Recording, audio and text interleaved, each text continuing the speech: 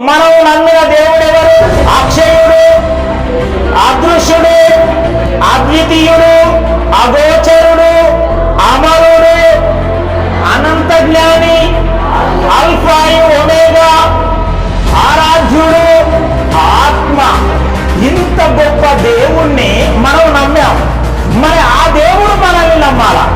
తన పుట్టుకతోనే ఐగుప్తులో ఉన్న అన్ని విద్యలు చదివాడు అంటే 40 సంవత్సరాలు రాజభోగం అండి అతన్ని. ఏ క్లాసుకు తీసుకెళ్ళినా ఎన్ని రకాల ప్రొటెక్షన్ ఇచ్చింటాడు ఐగుప్తు రాజు. ఫరో ఎలాంటి భోజనం ఉంటుంది, డైనింగ్ టేబుల్ మీద ఎలాంటి వస్త్రధారణ ఉంటుంది, ఎంత గోల్డ్ వేసింటారు, ఏ గోల్డ్ ప్లేట్ తింటారు, ఏ గ్లాసులో తాగింటారు వాటరు. సకల విద్యలు నేర్చుకున్న ఈ మోషే పరమాత్మని పాఠాలు ఎలా నేర్చుకున్నారండి? మోషే తన కన్న తల్లి పాలనలో పరమాత్మని పాఠాలు నేర్పినప్పుడు ఎన్ని ఐగుప్తు సకల విద్యలు నేర్చుకున్నా తన మనసంతా క్రీస్తు వైపే ఉందండి.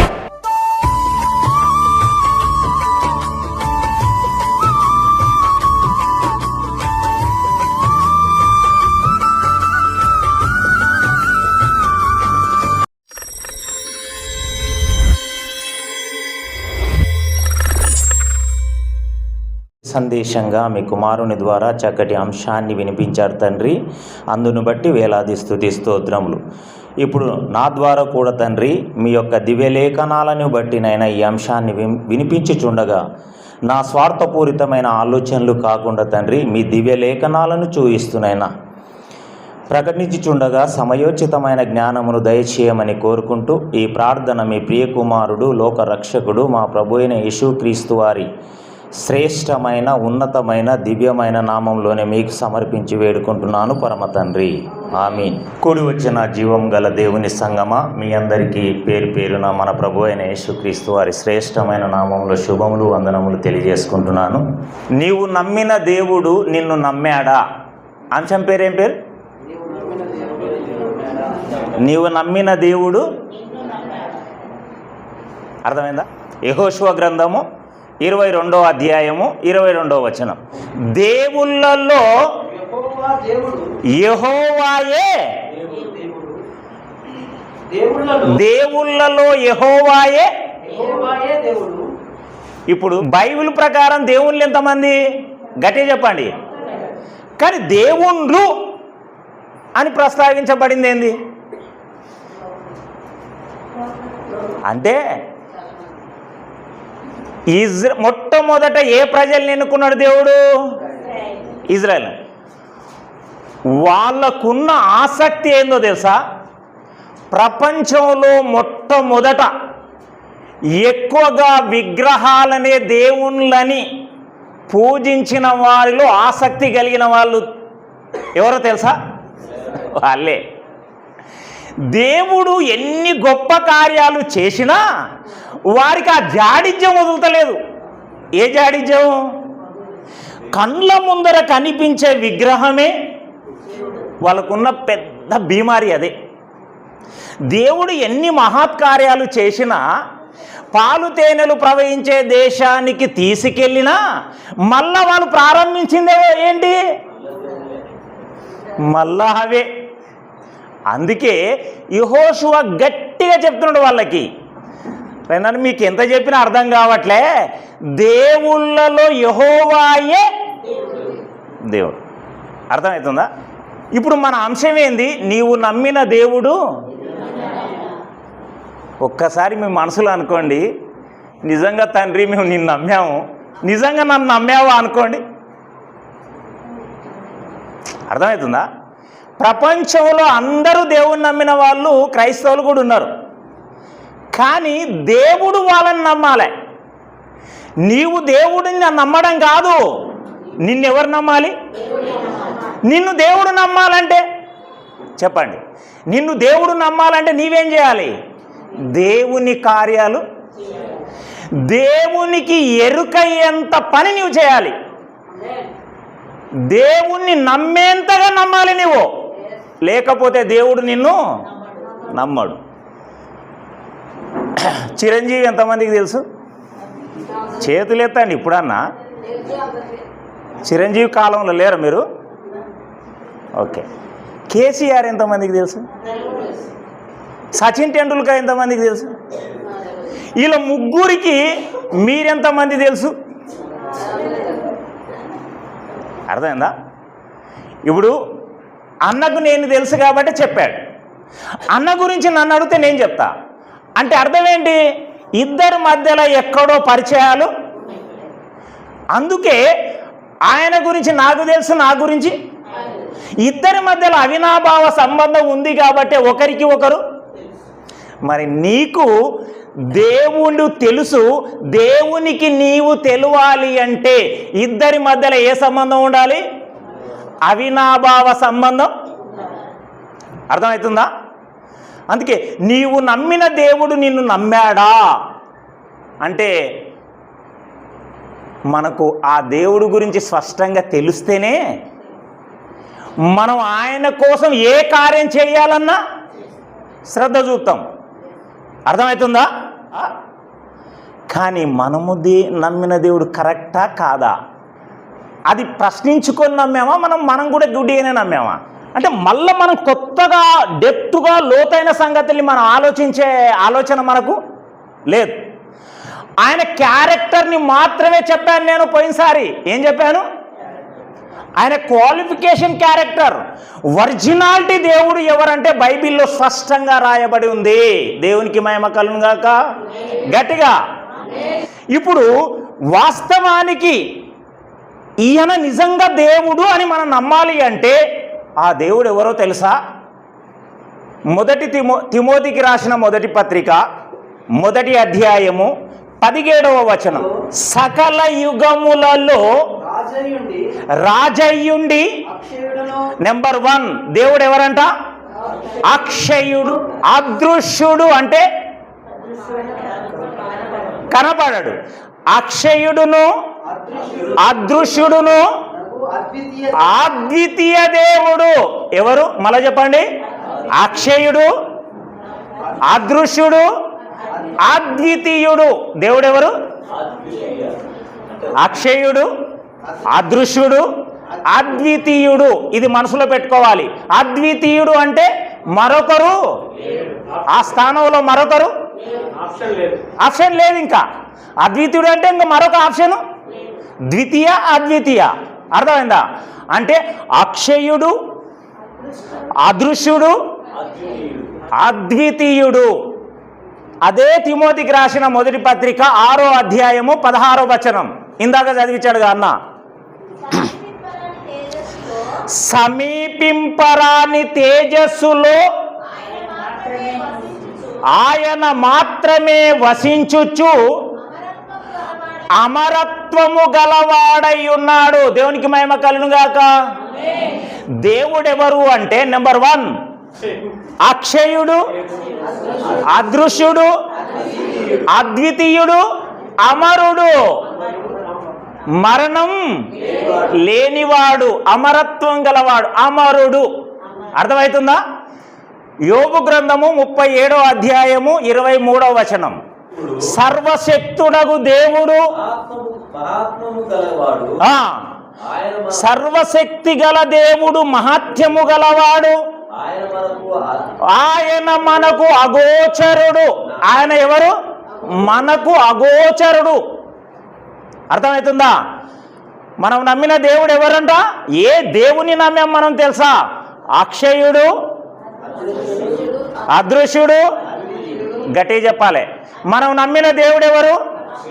గట్టిగా చెప్పేంత వరకు మళ్ళా వాళ్ళకిస్తా. అక్షయుడు, అదృశ్యుడు, అద్వితీయుడు, అమరుడు, అగోచరుడు. మొదటి సమూయేలు గ్రంథము 2వ అధ్యాయము 3వ వచనం.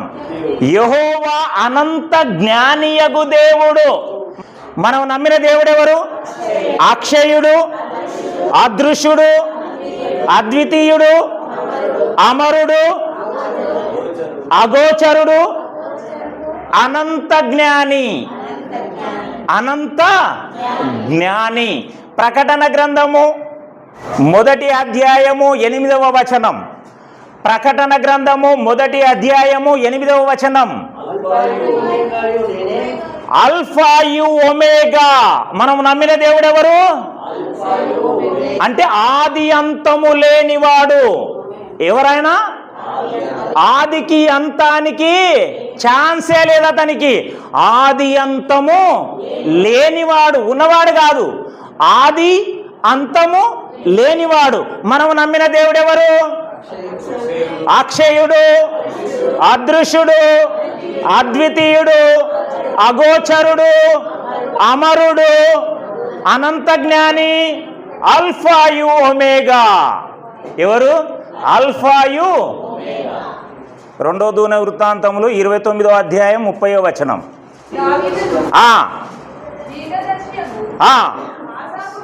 ఆసాపును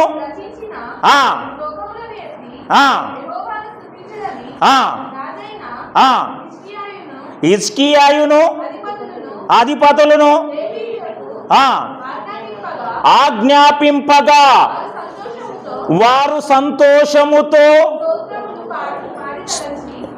స్తోత్రములు పాడి తల వంచి ఆరాధించిరి. ఆరాధ్యుడు.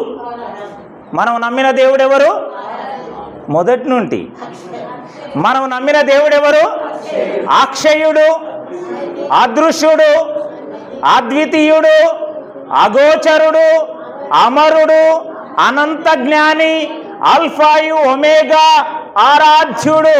యోహాను సువార్త 4వ అధ్యాయము 24వ వచనం. దేవుడు ఆత్మ గనుక ఆయనను ఆరాధించువారు ఆత్మతోను సత్యముతోను ఆరాధింపవలెను. మనం నమ్మిన దేవుడెవరు? అక్షయుడు, అదృశ్యుడు, అద్వితీయుడు, అగోచరుడు, అమరుడు, అనంత జ్ఞాని, అల్ఫాయు ఒమేగా, ఆరాధ్యుడు, ఆత్మ. ఎవరు? దేవుడు. మనం నమ్మిన దేవుడు ఎవరు? ఆత్మ. అందుకే ఆయనని ఎలా ఆరాధించాలి? ఆత్మతోనూ సత్యముతోనూ ఆరాధించాలి. మనం నమ్మిన దేవుడు ఎవరంట? ఆత్మ. అర్థమవుతుందా మీకు? ఈయనే ఇర్మియా గ్రంథము 10వ అధ్యాయము 10వ వచనం. యెహోవాయే నిజమైన దేవుడు. ఎవరంట ఈయన? యెహోవాయే నిజమైన దేవుడు. మనం నమ్మిన దేవుడు ఎవరు? నిజమైన దేవుడు. ఈయన ఎలా ఉంటాడు అంటే, ఈయన రూపం అక్షయ రూపం, అదృశ్య రూపం, అద్వితీయుడు, అగోచరుడు, అనంతుడు, అమరుడు, అల్ఫాయు ఒమేగా, ఆరాధ్యుడు, టోటల్గా ఆత్మ. ఎవరు చెప్పారు దేవుడు ఆత్మ అని? స్వయంగా యేసుక్రీస్తే. నమ్మాలా వద్దా? అర్థమైందా? అంటే ఇంత గొప్ప దేవుణ్ణి మనం నమ్మాం, మరి ఆ దేవుడు మనల్ని నమ్మాలా? అర్థమైందా? ఏ దేవుణ్ణి నమ్మాం మనం? ఇంత గొప్ప దేవుణ్ణి మనం నమ్మాము. ఆ దేవుడు మనల్ని నమ్మాలి అంటే ఏం చెప్పాడో తెలుసా? మత్తయిలో, రహస్యమందున్న నీ తండ్రికి రహస్యముగా ప్రార్థన చేయి. నీవు చేసే కుడి చేయితో చేసే దానం ఎడమ చేయి కూడా అది రహస్యముందున్న నీ తండ్రి నీకు ప్రతిఫలం. అర్థమైందా? దేవుడిని ఎవరైనా చూశారండి? అసలు క్వాలిఫికేషన్ ఇంత గొప్పగా ఉంటే ఇంకెక్కడ చూస్తాం మనం? ఆత్మను చూస్తారు ఎవరన్నా? ఆత్మ స్వరూపం అనేది కనిపిస్తుందా?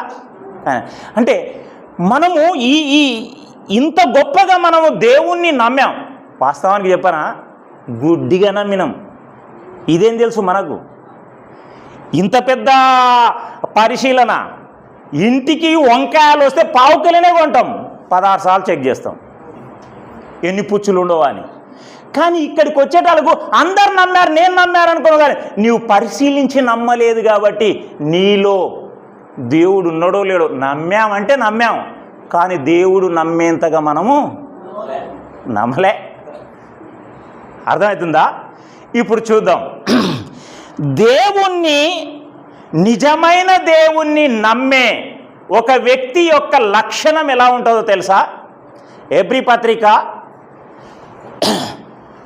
11వ అధ్యాయము 23 నుండి చదవండి. మోషే పుట్టినప్పుడు అతని తల్లిదండ్రులు ఆ శిశువు సుందరుడై ఉండుట చూచి విశ్వాసమును బట్టి 3 మాసములు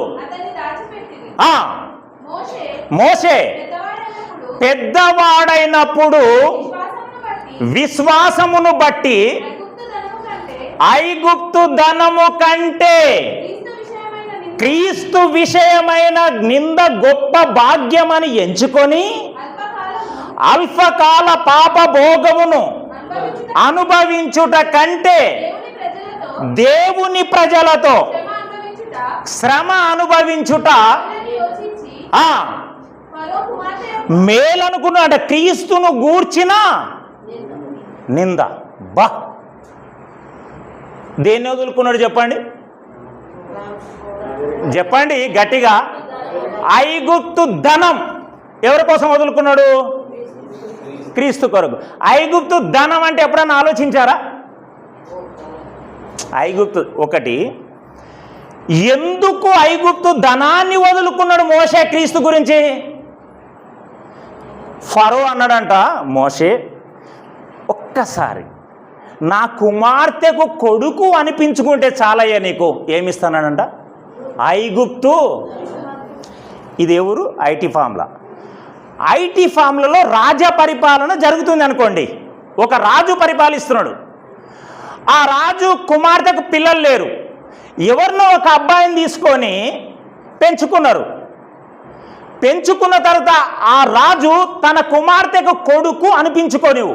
40 ఏళ్ళు పెంచిన తర్వాత, ఎన్ని ఏళ్ళు పెంచారు?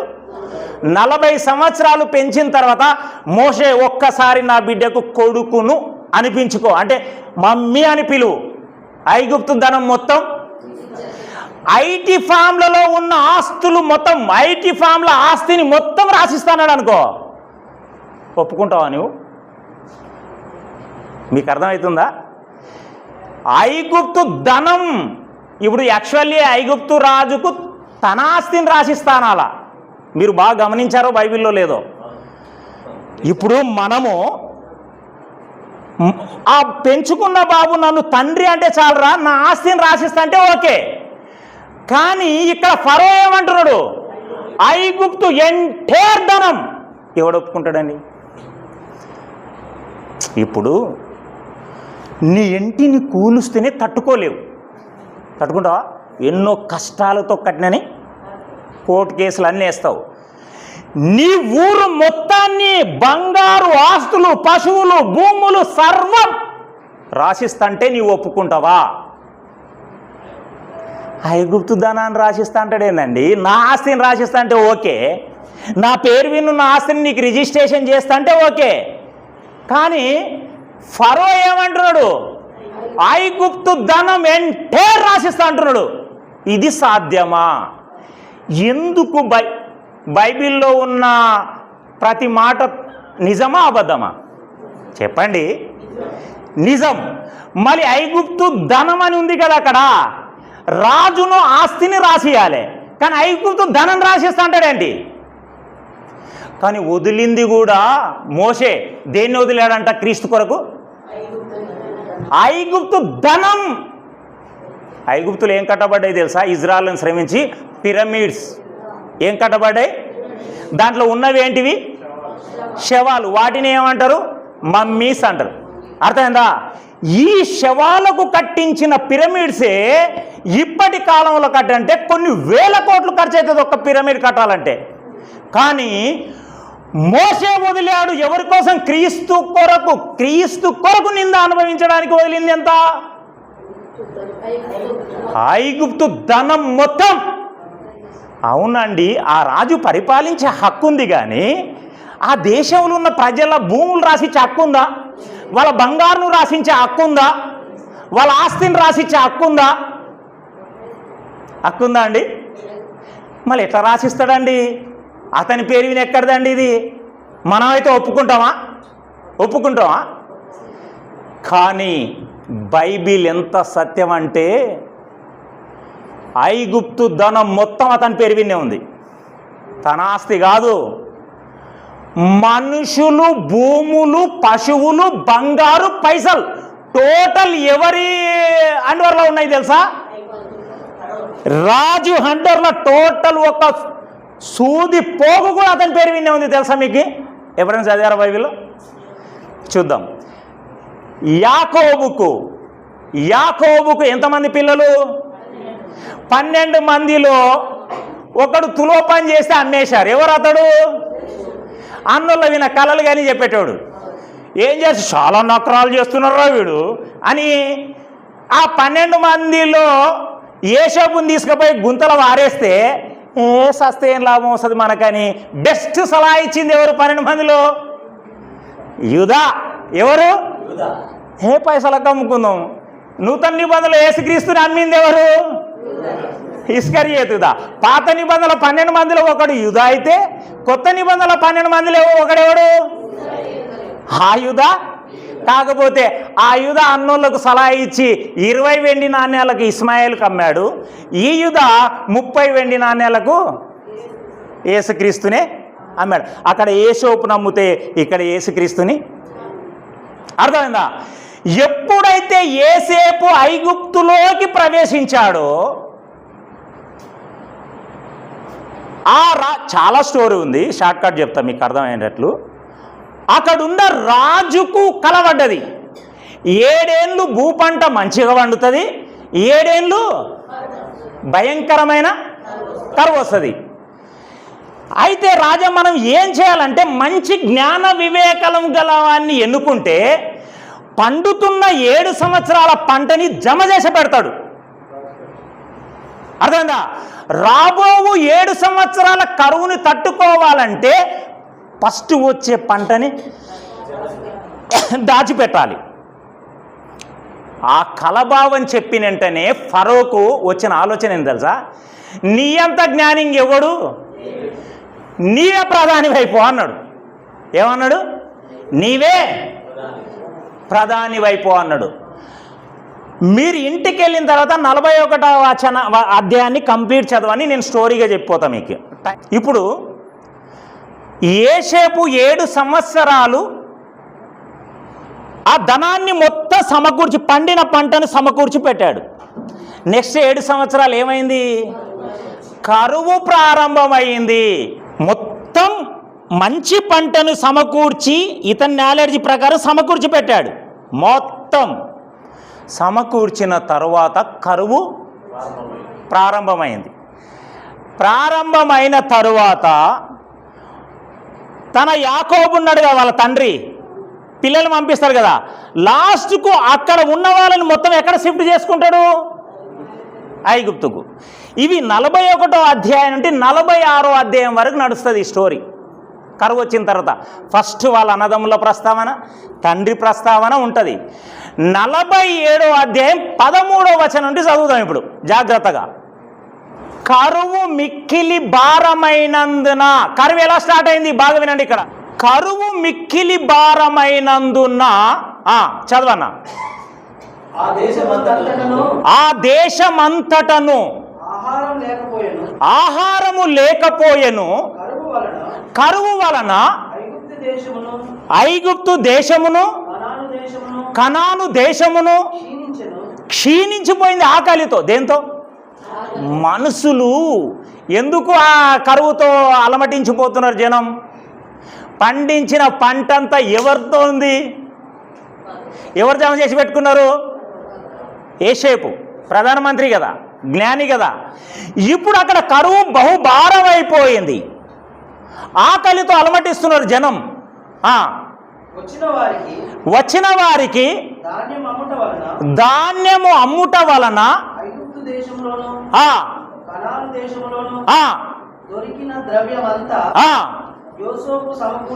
యేసేపు ఏం చేస్తున్నాడు తెలుసా? కరువులా ఎవరైతే ఆకలి కొని వస్తుండ్రో వాళ్ళతో ఏం తీసుకుంటున్నాడు? డబ్బులు ద్రవ్యం అంటే వెండైనా సరే, బంగారైనా సరే, డబ్బులైనా సరే. ఓకే, చదవన్న, కంటిన్యూ. యోసేపు ఫరో నగరిలోనికి తెప్పించేస్తున్నాడు. జనమంతా తెచ్చి డబ్బులు, బంగారు, వెండి అన్ని తెచ్చిచ్చి, ధనం ఇచ్చి, సమకూర్చబడిన ధనమంతా ఫరో నగరిలో జమ చేస్తున్నాడు.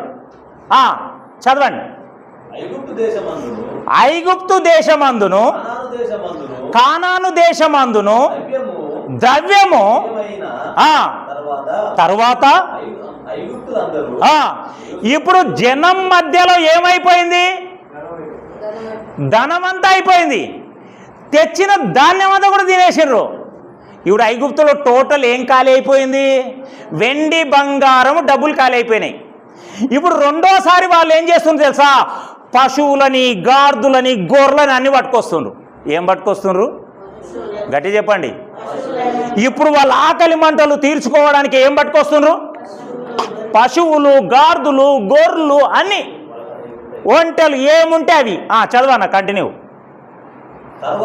తర్వాత ఐగుప్తీయులందరూ యోసేపు నొద్దకు వచ్చి, మాకు ఆహారం ఇప్పించుము, నీ సముఖమందు మేము ఎలా చావవలెను? ద్రవ్యమంతా అయిపోయిందయ్యా, మాతోన డబ్బులు మొత్తం నీవే గుంజేసుకున్నావు అనిరి. అందుకు యోసేపు ఏమంటున్నాడు తెలుసా? సరే, డబ్బులు, బంగారు, వెండి అన్నీ అయిపోయాయి, మీ పశువులు ఇవ్వండి రాదు.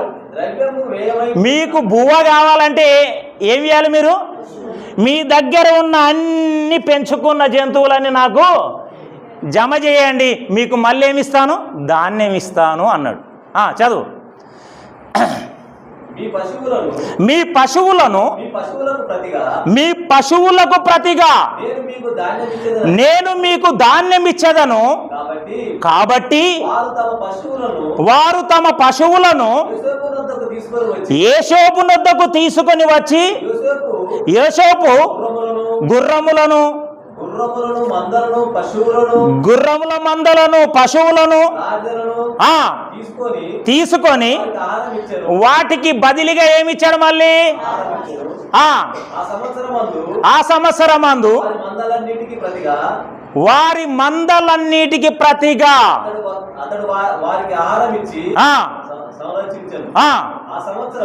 ఆ సంవత్సరము. ఇప్పుడు ఏమైపోయినాయి వాళ్ళతో చెప్పండి గట్టిగా? ఏమైపోయినాయి? ద్రవ్యం అయిపోయింది.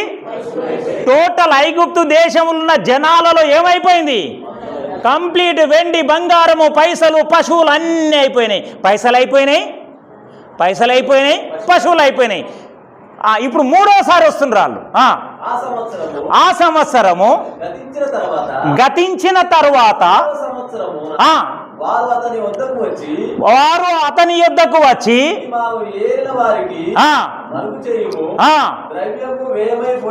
అయ్యా మళ్ళొచ్చారు ఆకలికొని, మా దగ్గర ద్రవ్యం అంతా అయిపోయిందయ్యా, పశువులన్నీ అయిపోయినామయ్యా, ఇంకా మిగిలినవి ఏమున్నాయి తెలుసా? భూములు ఉన్నాయి. ఏమున్నాయి? పొలాలు ఉన్నాయి అని చెప్తున్నారు. ఏమున్నాయని చెప్తున్నారు? పొలాలు ఉన్నాయా? ఇప్పుడు బ్యాలెన్స్ ఏమున్నాయి తెలుసా? మా పొలాలు ఉన్నాయి, మమ్మల్ని మన పొలాల్లో పని చేయించుకుని మా దేహాలను కూడా వాడుకోపర్లేదు. బుక్కడి బోవ పెడితే ఆడికొచ్చింది పరిస్థితి, కరువు. మా పొలములను తప్ప, ఇంకా మా పొలాలు తప్ప ఇంకా మాతోన ఏమి లేవని. నీ కనుల ఎదుట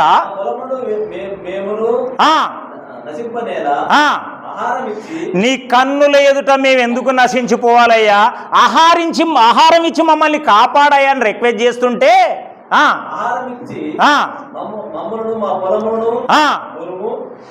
నీవు ఆహారం ఇస్తే చాలు. ఏమిస్తాం మేము? ఉన్న పొలాలు ఇస్తాము, మేము కూడా జీతం ఉంటాం నీతో. అర్థమవుతుందా? చదువు, కంటిన్యూ.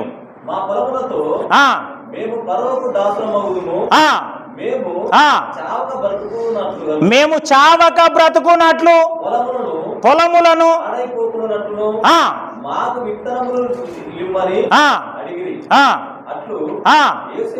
యేసేపు ఐగుప్తు భూములన్నిటినీ ఫరో కొరకు కొనెను. అర్థమైందా? ఆ భూమి రిజిస్టర్ అయింది చూడు, చదువు.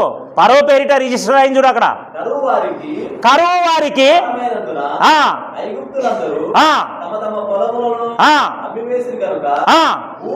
భూమి మొత్తం ఎవరిదైంది? రిజిస్ట్రేషన్ ఎవరి పేరు వినైంది? ఇప్పుడు కరువు వచ్చిన తర్వాత అవకాశాన్ని చూసుకొని ఫరో యేసేపు ద్వారా ఏమేం జమ చేసుకున్నాడు? ఐగుప్తు బంగారాన్ని, ఐగుప్తు వెండిని, ఐగుప్తు పశువులని, ఐగుప్తు పొలాలని, ఐగుప్తు మనుషులని దాసోహంగా పెట్టుకున్నాడు. టోటల్ ఎంటైర్ ఐగుప్తు ఆస్తి మొత్తం ఎవరి పేరు వినా రిజిస్ట్రేషన్. ఎప్పుడన్నా చదివారా మీరు? అర్థమైందా? ఐగుప్తు ధనం మొత్తాన్ని వదిలాడు. ఎవరి కొరకు? పుట్టిన 3 నెలలు మాత్రమే దాచబడ్డాడు తల్లిదండ్రులతో. అర్థమైందా? 40 సంవత్సరాలు 7వ అధ్యాయము అపోస్తల కార్యం 7వ అధ్యాయము 20వ వచనం. ఆ కాలమందు మోషే పుట్టెను. అతడు దివ్య సుందరుడై తన తండ్రి ఇంట 3 నెలలు మాత్రమే పెంచబడ్డాడు. తరువాత బయట పారవేయబడినప్పుడు ఫరో కుమార్తె అతన్ని తీసుకొని తన కుమారునికి ఆమె పెంచుకున్నది, కానీ ఇతడు యాక్సెప్ట్ చేయలే. అవసరం అనుకుంటే దేన్ని వదులుకుంటా అన్నాడు? ఆమె పెంచుకుంటుంది కుమారుని, ఈయన ఒప్పుకోవాలిగా. ఎందుకు ఒప్పుకోలేదండి? విచిత్రమైన విషయం చెప్పిపోతా మీకు. చదవన్నా. మోషే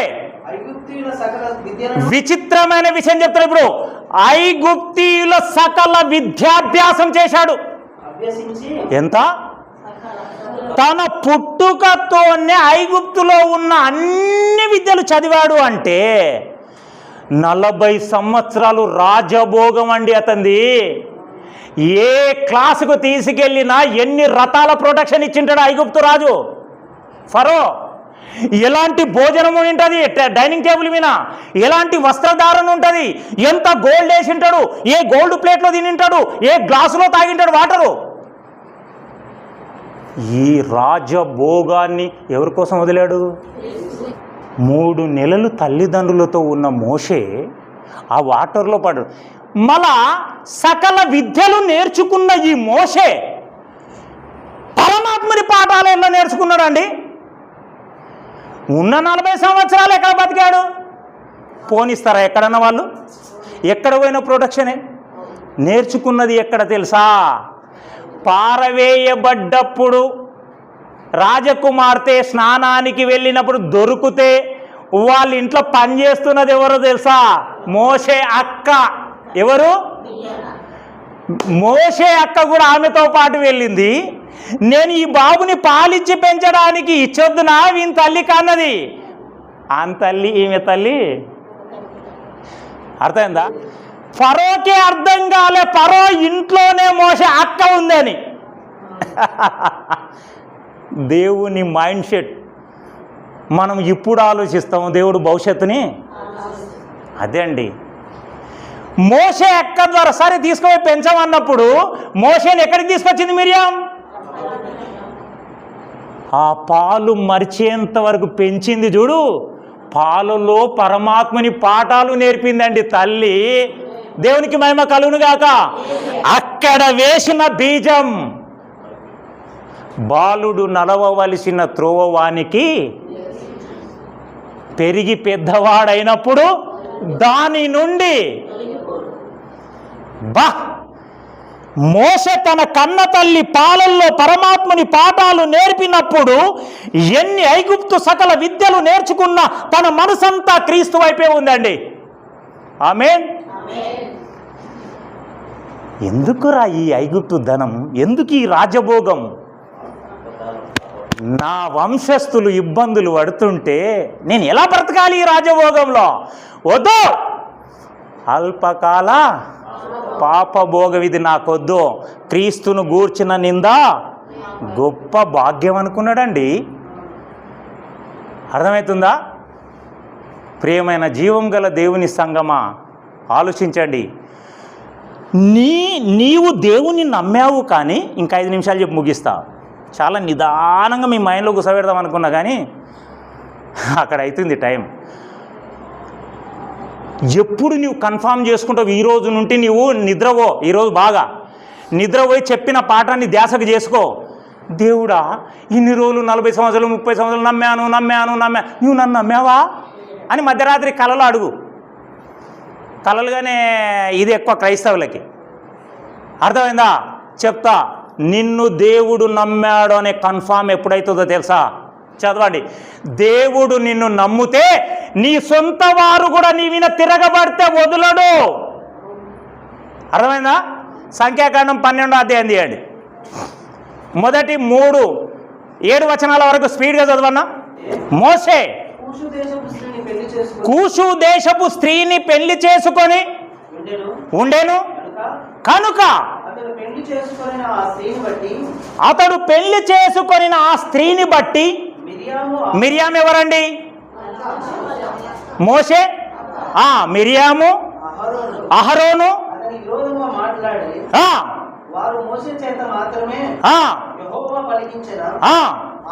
ఎవరు ఎదురు తిరిగారండి మోషకి? మోషే ఎవరండి? దేవుడెరిగిన మనిషి. మోషే ఎవరు? తిరగబడింది ఎవరు? సొంత ఇంటివారు, అక్క, అన్న. వెంటనే దేవుడు ఇమ్మీడియట్లీ మోషే మీ అక్కని అన్నని ముగ్గురు కలిసి ఎక్కడికి రమ్మన్నాడు? పాలితేనే చేసాం. చదవన్నా.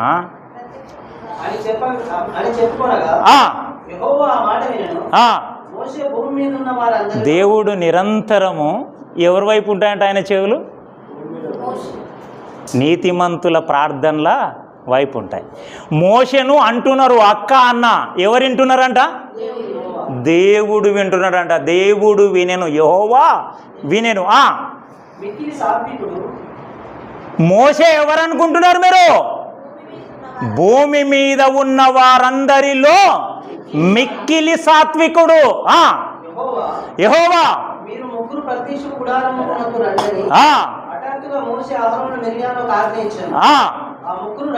ఆ ముగ్గురు రాగా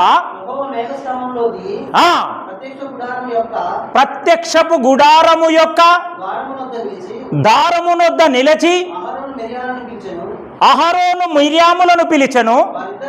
వారిద్దరు రాగా నా మాటలు వినుడి, మీలో ప్రవక్త యుండిన ఎడల యెహోవానగు నేను దర్శనమిచ్చి అతడు నన్ను తెలుసుకొనున్నట్లు కలలో అతనితో మాట్లాడతాను. నా సేవకుడైన మోషే అలాంటి వాడు అట్టివాడు కాడు. అతడు నా ఇల్లంతటిలో దేవుడు నమ్మిన మనుషుడు. ఎవరు? నీవు నమ్మిన దేవుడు నిన్ను నమ్మాడా? తెల్ల పేపర్ ఇస్తే ఏం చేసింది నింపం. నీవు చేసిన పనులు దేవుని కోసం రాయమంటే రాస్తావా? ఏమున్నాయి? మిరియాములని అన్నని వదిలిపెట్టలే. 16వ అధ్యాయం చదివాను, ఇంకా టైం అయిపోయింది, లేకపోతే మీరే వచ్చి నన్ను దింపెట్టట్లు ఉన్నారు. 16వ అధ్యాయంలో ఎవరు? కోరాహు, అభిరాములు తిరగబడ్డారు. ఎవరిపైన? దేవుని ఇల్లంతటిలో నమ్మకమైన వాని మీద తిరగబడ్డారు. 30వ వచనం తర్వాత చదవండి.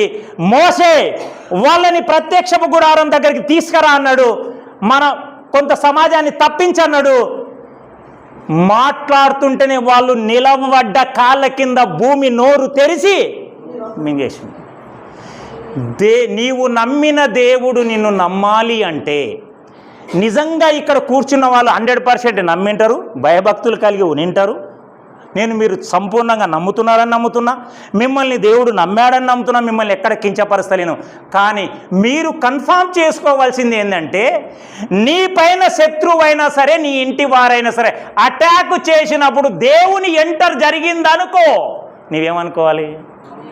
జరగలేదనుకో జనగణమన అనుకోవాలి. అర్థమవుతుందా?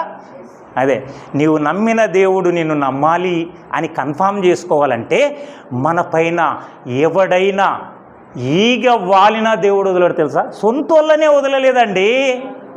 నా ఇల్లంతటిలో అర్థమైందా? దయచేసి ఇంకా క్లుప్తంగా ఇవ్వాలనుకున్నా, చూద్దాం భవిష్యత్తులో. ఓకేనా? ప్రార్థించుకుందాం. ప్రేమ నమ్మకం కలిగిన మా పరలోకపు తండ్రి నాయనా, మీరిచ్చిన సమయాన్ని బట్టి నాయనా, ఎంతో వయసు గల వారు వచ్చారు తండ్రి. మీ పిల్లలు శరీరం సహకరించినా సహకరించకపోయినా 2 అంశాలు అద్భుతంగా విని ఎంతో మీ ఆత్మీయ ఆహారాన్ని భుజించి ఉన్నారు తండ్రి. ఈ రాత్రికాల సమయంలో విన్నదాన్ని విడిచిపెట్టకుండా మరొకసారి జ్ఞాపకం చేసుకుని, అవును తండ్రి, నిన్ను నమ్మాని మాత్రమే చెప్పుకుంటున్నాం, కానీ మీరు మమ్మల్ని నమ్మారో మీకు మేము ఎరకయ్యామో లేదో తెలియదు తండ్రి. మరొకసారి మీ పిల్లలంగా మమ్మల్ని మేము పరీక్షించుకొని పరిశీలించుకొని తండ్రి, ఇప్పటి నుండైనా మీరు మమ్మల్ని నమ్మాలి అంటే, మీరు మమ్మల్ని జ్ఞాపకం చేసుకోవాలి అంటే, అనువనుమన మమ్మల్ని రక్షించాలి, కాపాడాలి అంటే, మీరు నమ్మేంతగా మేము నమ్మే వారిగా బ్రతుకుతామని ఈ రాత్రి కాలంలో నిర్ణయం తీసుకుంటూనైనా, ఇచ్చిన అవకాశాన్ని బట్టి వేలాది స్తుతి స్తోత్రములు చెల్లిస్తూనైనా, వచ్చిన దైవజనులను బట్టి దైవజనురాలను బట్టి వారికి మంచి ఆత్మజ్ఞానాన్ని, బలాన్ని, ఆయుష్కాలాన్ని, వచ్చిన యవన పిల్లల్ని నాయన బాణములుగా వాడుకోమని కోరుకుంటూ, ఇచ్చిన అవకాశాన్ని బట్టి మరొకసారి వేలాది స్తుతి స్తోత్రాలు చెల్లిస్తూ ఈ ప్రార్థన మీ ప్రియకుమారుడు లోకరక్షకుడు మా ప్రభు అయిన యేసుక్రీస్తు వారి శ్రేష్టమైన ఉన్నతమైన దివ్యమైన నామంలో మీకు సమర్పించి వేడుకుంటున్నాను పరమ తండ్రి.